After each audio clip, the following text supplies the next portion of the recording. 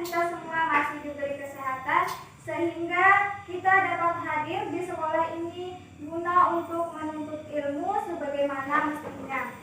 Stay safe and healthy adik-adik, apalagi kita masih dalam masa pandemi, yaitu banyaknya orang-orang yang sakit. Tetap jaga kesehatan, tetap patuhi protokol kesehatan, dan yang paling penting adalah tetap semangat.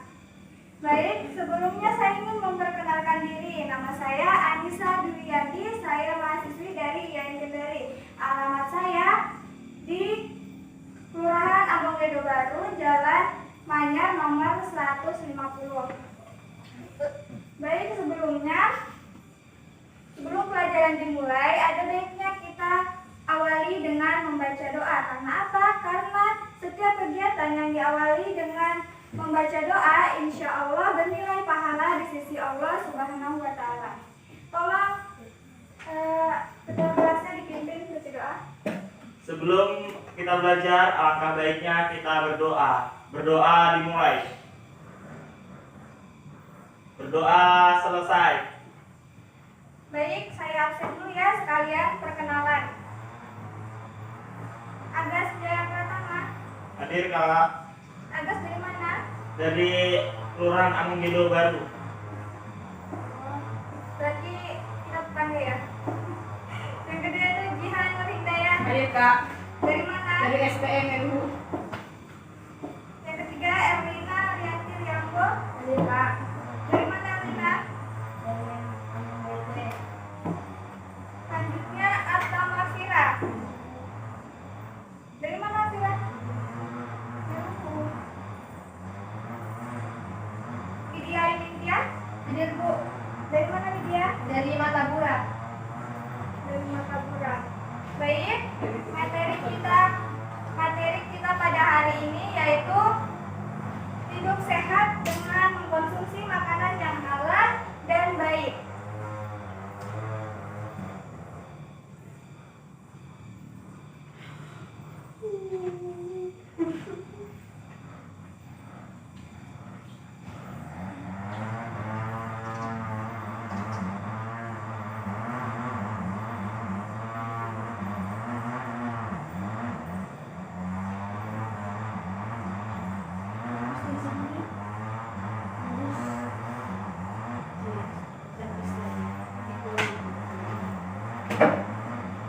Hidup sehat dengan mengkonsumsi makanan yang halal dan baik. Sebagai seorang muslim, kita diperintahkan oleh Allah dan Rasulullah untuk selalu mengkonsumsi makanan yang halal, thayyib, wala tusyriku, yaitu makanan yang halal, baik dan tidak berlebihan. Sesuatu makanan hukumnya akan halal jika tidak diharamkan oleh Allah Subhanahu wa Ta'ala. Diriwayatkan dalam hadis At-Tirmizi dan Abu Dawud dari Salman diterangkan bahwa Rasulullah SAW bersabda, yang halal ialah apa yang dihalalkan oleh Allah dalam kitabnya, dan yang haram ialah apa yang telah diharamkan oleh Allah dalam kitabnya. Sedang sesuatu yang didiamkannya hukumnya termasuk barang yang dimaafkan atau dibolehkan.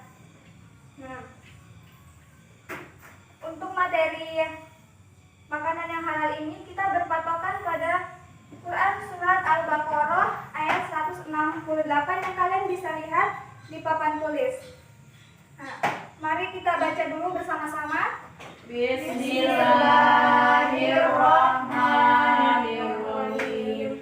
Ya ayyuhan nasu kulu mimma fil ardi halalan thayyiban wa la tattabi'u khutuwati innahu lakum aduwwun mubin. Jadi arti dari Quran Surat Al-Baqarah ayat 168 ini adalah, wahai manusia, makanlah dari makanan yang halal dan baik yang terdapat di bumi, dan janganlah kamu mengikuti langkah-langkah setan. Sungguh setan itu musuh yang nyata bagimu. Nah, kembali lagi dalam Quran Surat Al-Baqarah ayat 168, kembali Allah memerintahkan kita untuk selalu memakan makanan yang halal dan baik. sebagai umat muslim kita tentu tidak boleh memakan makanan yang haram. Nah, lalu apa itu makanan yang halal dan baik? Kata halal sendiri diambil dari bahasa Arab, yaitu halal yang memiliki arti diperbolehkan. Berarti makanan yang halal ini adalah makanan yang diizinkan untuk dikonsumsi menurut Islam. Sedangkan makanan yang baik yaitu berasal dari bahasa thayyiban yang berarti baik, dalam artian memiliki mutu dan kualitas yang baik serta tidak menimbulkan penyakit apabila kita memakannya. Dalam hal ini kita sekali lagi Allah memerintahkan kita untuk selalu memakan makanan yang halal dan baik. Selanjutnya Allah berfirman dalam Quran surat Al-Baqarah ayat 173 yang berbunyi, Innama harrama alaikumul maitatu wad-dama wa lahmul khinziri wa ma uhilla bihi ghairillah faman yusra ghaira baghin wala adil fala isma alaihi innallaha ghafurur rahim. Yang berarti sesungguhnya dia hanya mengharamkan atasmu bangkai, darah, daging babi dan daging hewan yang disembelih dengan tanpa menyebut nama selain Allah. Tetapi barang siapa terpaksa memakannya bukan karena menginginkannya dan tidak pula melampaui batas, maka tidak ada dosa baginya. Sungguh Allah Maha Pengampun dan Maha Penyayang. Nah, sesuai dengan Quran surat Al-Baqarah ayat 173, maka ada beberapa makanan yang diharamkan. Yang pertama, bangkai, darah, daging babi dan daging hewan yang disembelih dengan tanpa menyebut nama Allah Subhanahu wa taala. Nah, kita bahas persatu ya. Yang pertama yaitu bangkai.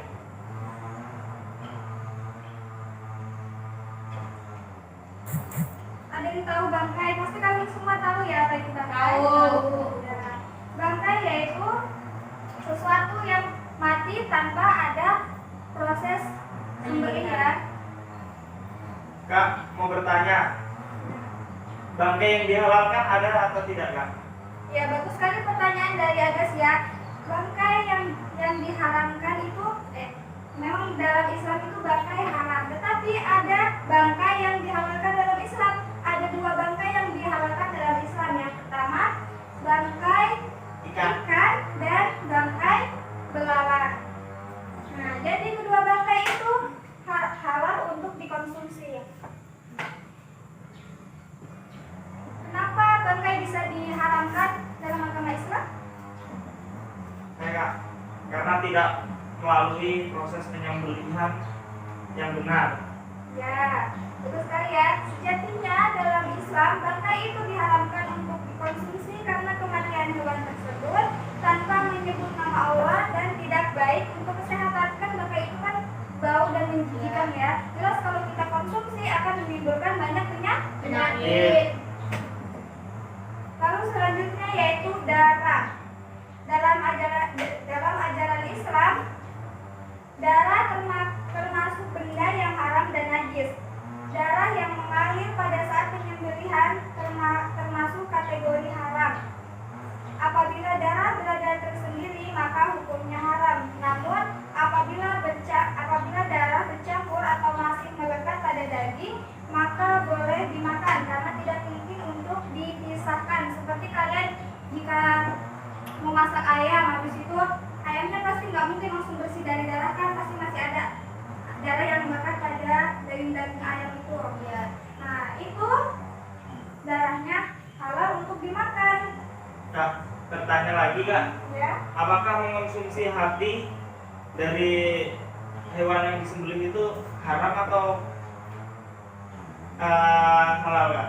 Ya, Agas bertanya, katanya apakah mengkonsumsi hati itu halal? Nah, bagus, karena sejatinya hati itu termasuk darah ya, darah yang menggumpal. Nah, dalam Islam hati dan limfa atau paru-paru termasuk jenis darah yang halal dimakan berdasarkan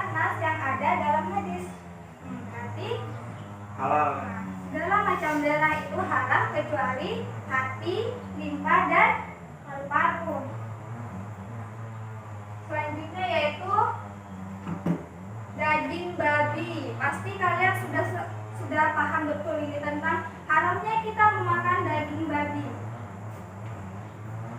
Daging babi diharamkan karena banyak hal yang tidak baik di dalam tubuh. Selanjutnya yaitu yang terakhir, makanan yang disembelih dengan menyebut selain Allah. Maksudnya dalam hal ini yaitu makanan yang disembelih, hewan yang disembelih itu dikhususkan untuk misalnya sesajen atau untuk sesembahan berhala tanpa menyebut nama Allah, berarti itu haram untuk dikonsumsi. Kak, bertanya lagi. Ya, Contoh dari yang di papan tulis itu ada yang lain nggak, Kak? yang di papan tulis pada. Karena yang diajarkan dengan guru ngaji saya ada yang bertaring, ada yang memakan daging, hewan yang memakan daging dengan bercakar itu katanya dilarang dikonsumsi, Kak. Iya, itu termasuk juga Hewan yang diharamkan, Kak. hewan yang diharamkan. Nah, jadi yang saya bahas ini yaitu yang tadi ya yang disebutkan dalam Quran surat Al-Baqarah ayat 168. Nah, itu kalau yang tadi yang bertaring terus berkuku tajam. Nah, itu ciri-cirinya. Tuh. Kalau tadi yang saya sebutkan itu kategorinya gitu. Jadi ada dari babi, darah, terus apalagi namanya tanpa disembelih dengan menyebut nama Allah, gitu ya. Iya. Nah, sebelum pelajaran kita tutup, saya ingin satu orang untuk menyimpulkan materi pertemuan kita pagi ini.